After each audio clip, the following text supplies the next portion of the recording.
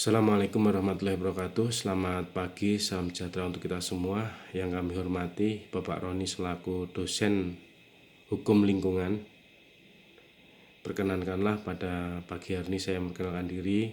Nama saya Rista Faruliantaka, nomor induk mahasiswa 181217215. Pada pagi hari yang cerah ini, perkenankanlah kepada saya untuk mempresentasikan hukum lingkungan.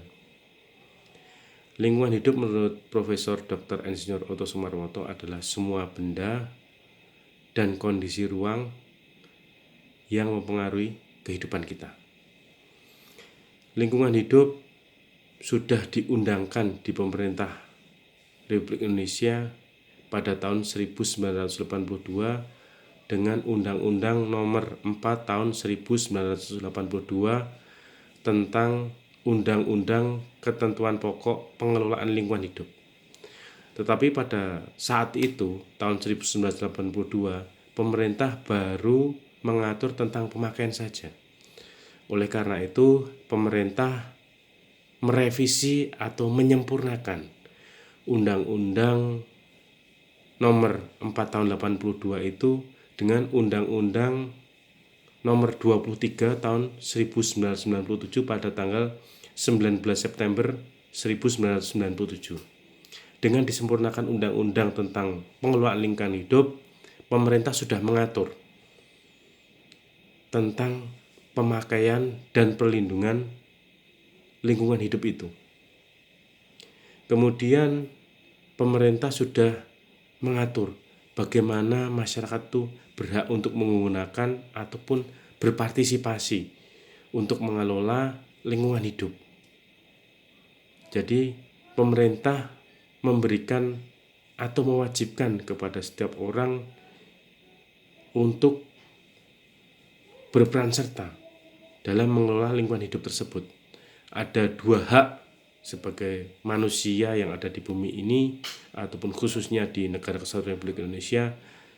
Pemerintah mewajibkan yang pertama hak atas lingkungan hidup yang baik dan sehat berdasarkan pasal 5 ayat 1 Undang-Undang Lingkungan Hidup ataupun Undang-Undang Pengelolaan Lingkungan Hidup. Hak ini dimiliki oleh setiap orang dan dijelaskan lagi pada pasal 5 ayat 2 Undang-Undang Lingkungan Hidup. Setiap orang berkewajiban memelihara lingkungan hidup dan mencegah serta menanggulangi kerusakan dan penyebrannya. Dengan contoh, setiap manusia harus bisa mengelola limbah sampah yang ada di dalam keluarga. Bisa dipisah-pisahkan sampah yang memang masih bisa dikelola dan memang mana sampah yang harus kita jadikan pupuk dan lain sebagainya. Semua orang ataupun individu ataupun badan hukum diwajibkan untuk mengelola sampah tersebut sehingga tidak ada pencemaran atau kerusakan lingkungan hidup itu sendiri. Kemudian di dalam hak yang kedua, hak untuk berperan serta dalam rangka pengelolaan lingkungan hidup. Hak ini terdapat dalam pasal 6 ayat 2 Undang-Undang Lingkungan Hidup. Pemerintah dan masyarakat berdampingan untuk bersama-sama berperan serta dalam rangka pengelolaan lingkungan hidup. Kemudian pemerintah juga memberikan beberapa solusi dalam penegakan hukum lingkungan. Jadi hukum lingkungan dalam rangka penegakan hukum lingkungan dalam penyelesaian sengketa hukum lingkungan itu memang bisa digolongkan dalam 4 golongan. Yang pertama sengketa hukum administratif, sengketa hukum pidana, sengketa hukum perdata, dan sengketa hukum internasional. Beberapa sengketa tersebut memang berpotensi bisa diselesaikan di luar pengadilan ataupun dalam pengadilan. Apabila masyarakat ataupun badan hukum bersengketa dalam hal lingkungan hidup, yang pertama bisa diselesaikan musyawarah untuk mufakat. Dalam artian apabila ada badan hukum yang melakukan pelanggaran ataupun penyemaran, bisa dikenai ganti rugi. Bisa dicari musyawarah untuk mufakat, kemudian kedua belah pihak bertemu untuk mencari kesepakatan, bentuknya bagaimana, kemudian ganti ruginya gimana. Salah satu contoh seperti ini. Ada suatu badan hukum yang memang dia membuang limbahnya ke sungai. Tetapi dalam pengelolaan limbahnya itu belum sempurna. Sehingga ada yang warga yang memang dia mempunyai karamba yang dia taruh di sungai, kemudian ikannya mati. Nah, itu salah satu contoh bentuk sengketa.